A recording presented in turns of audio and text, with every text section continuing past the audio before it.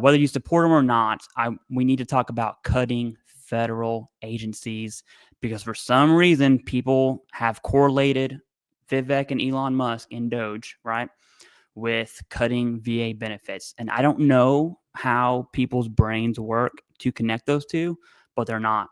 They're not. That's not what they're talking about. I'm going to give an example, okay? Not to give too much information, but I am a federal employee, okay? Long story short, there was some cuts made in Congress a couple years ago, about 2 or 3 years ago.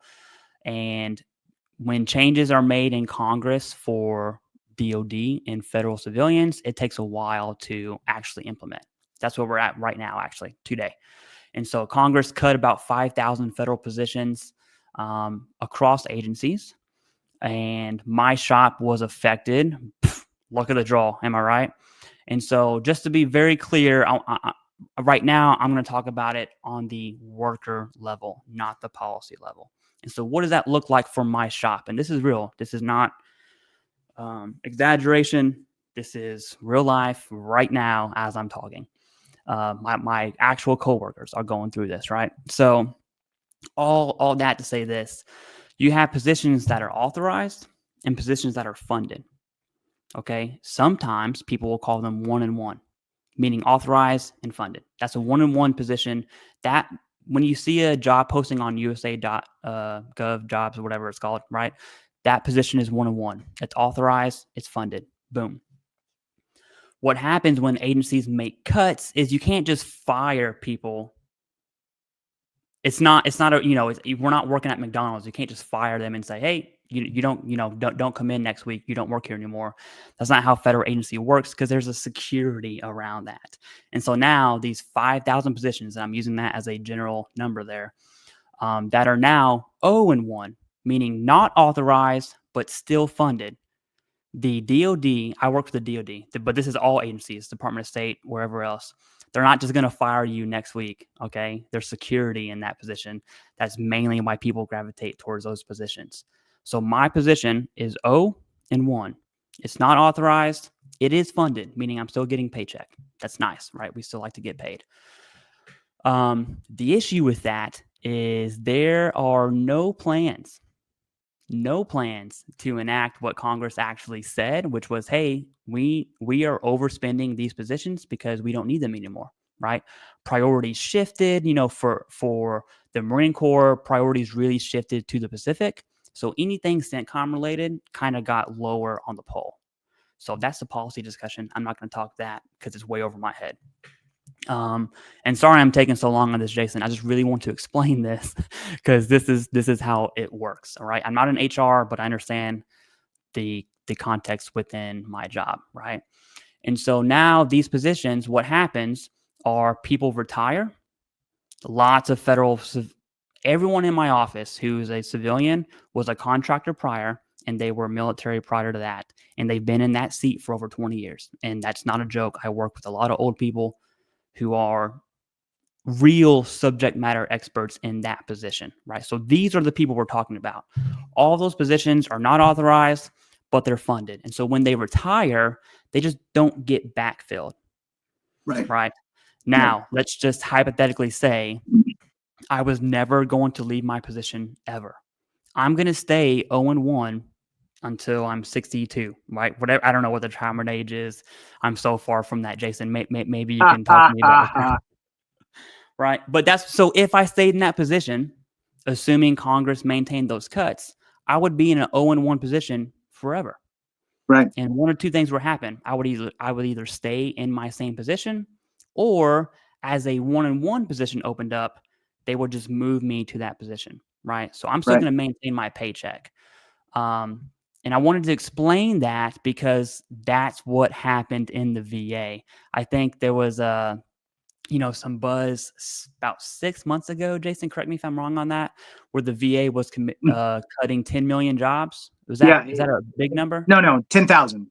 10,000. Yep. Okay. 10 million was a lot. Yeah. I don't think they have 10 million yet, but 10,000. And it was in the VHA, and their plan was to do it through attrition, which is what you were talking about. So those are all 0-in-1 positions. just like how Congress made cuts to my agency, Department of VA, which is an agency, okay? There's federal civilians that work for the VA, same thing. Those positions, 10,000 of them were 1-1, Yep. and sign of a pen, they became 0-1. And so Right. now it's through attrition, people naturally leave. I don't Yep. plan to stay in my job forever. I could if I wanted to. But people naturally leave, right? Especially when you get told that your position is not authorized, but it's funded, you kind of Right. lose that sense of purpose in your position, right? So There's a people little naturally leave. And if you don't, you can stay there forever and they will continue to pay you, and they should move you to a 1-on-1 position. Okay. I wanted to right. lay the groundwork. I hope that explained it. On what cutting federal positions and federal agencies look like. It's not VHA gone, we're going private. That's not. Stop commenting that. That's not the case, okay? I don't want to see any more comments that says that, because it's not the case. I think people have knee-jerk reactions. Like how we make thumbnails and titles to get views. People will We read do. those. Jason did a 31-minute video last week, and I'm watching it. I get notifications, Jason. I watch your videos. Don't worry. And 31-minute video. I think I was 4 minutes in. And I was walking around, so I had to close my phone and had to hit refresh. The video just posted. Maybe 5 minutes. Let's just say 10 to give it, some leeway there. There was probably 50 comments before the video, and you can't finish a 30-minute video in 10 minutes.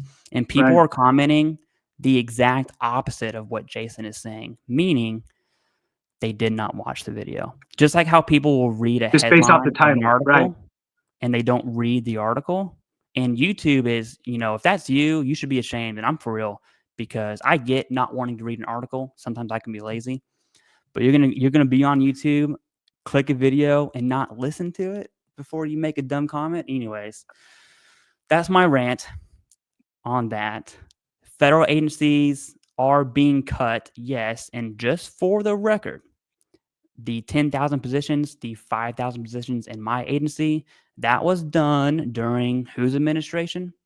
There we go. So it's not a Trump's cutting this, Biden's cutting that. These are bipartisan issues, okay? There are positions, and I'm going to speak DOD specifically, because we shifted, right, to UCOM area, Europe, Eastern Europe, and Pacific, and I'll kind of leave it at that. We don't want to go into that too much.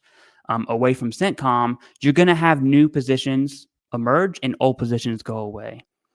And that's what we see with the National Defense Strategy, the NDAA, the National Security Strategy, all these high-level policy type stuff. That's all I got, Jason, on that topic. Right. I wanted to explain it on the ground level, right? I love it. It's perfect. It's perfect. So now we know that organizations within the federal government can continue to receive funding. So every year they're asking for their budget ask, right? Here's the high level overview. This is the money that we need to sustain where we're currently at. Congress, says, yep, that sounds good. You rubbed elbows with the right people and you got your message across. Boom, it makes it to the president's desk and bam, it's signed into law and you get your funding. So you're continuing on doing the same thing you've always done. And there's no additional legislation or red tape that you need to do. It's just kind of happening. It's just happening through your budget ask. So here's an interesting thing. Here's the headline. And I love the headline here in not the way you might think.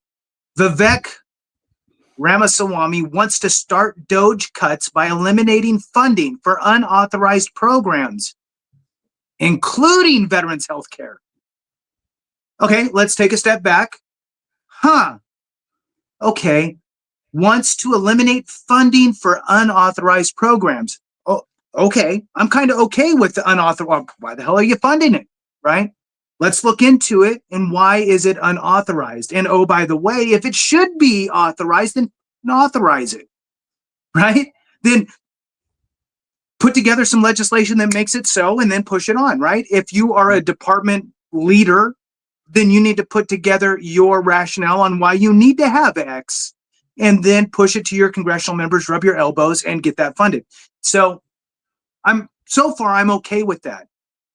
Unauthorized programs, figure it out, make it authorized, then it's not an issue, right? So if you are anywhere in the government today and you have unauthorized programs, but you feel as though you should be whole, then you need to start working up a plan and start having conversations. I'm just saying, to make it authorized, because then they're not going to look at it because they're looking at unauthorized programs. Now, the next piece here, Clay, it talks about the Veterans Healthcare Eligibility Reform Act of 1966. Okay, this is the unauthorized program that they're talking about. Now, what's really funny, Clay, and you're gonna fall off your chair if you don't already know this one. Veterans Healthcare Eligibility Reform Act of 1966 through to today was $120-ish billion. Okay, what equals about 120 billion? Oh, it's the entire VHA, the whole thing, all of it. Okay, so what you're saying here is that they're planning on getting rid of VHA. You no longer are in existence. No, not going to happen. I'm so sorry. So what's happening here, sadly, is publications, news outlets are drawing a line from cutting unauthorized programs to, okay, what's unauthorized that is scary, so we could draw a line to it. Okay, well, this Veterans Healthcare Eligibility Reform Act of 1996 was only authorized through 1998. Well, why do they do that? They always put little short-term things. They could revise it, tweak it, change it, whatever. Well, they just never did, and they just kept asking for the money. VA said, we need more money. We're growing. We need this to sustain. Congress says, okay, here's the money, and they move on. Kind of what you were talking about. So that's the way that it's been all the way through to now. So what's going to happen? The VA secretary, and really the current secretary should do this, but I don't think he's going to waste his time on it. But really, the current VA secretary at this moment should go, oh, I see a potential issue. Let's go work with Congress, have them put together legislation that pushes this down another, 2, 3, 5 years. So that way it's authorized funding. Mm-hmm. They're not going to come in and do it, even though it's not, but just to tie that extra bow around it. Okay, well, now it's authorized. You're not going to not have the VHA, right? It's still going to be in existence. I'm sorry. The funny thing here, Clay, is that when they're talking about these unauthorized programs that are in the crosshairs of DOGE, there's 1,200 of them. 1,200 unauthorized programs. Now, some of them might be, $10,000 for diapers to Ukraine, right? So some of them will be very small. Some of them will be gigantic. So they picked this gigantic one of $120 billion and said, look, unauthorized, and they want to do unauthorized programs. That's what they said. So now they want to cut VA. But nowhere have I seen any quotes from anybody saying, we're going to eliminate the VHA. So, I don't know. Maybe I'm missing it somewhere, and I would love to see it. So if you find it, anybody, please share it with us. Back to you, Clay, your thoughts.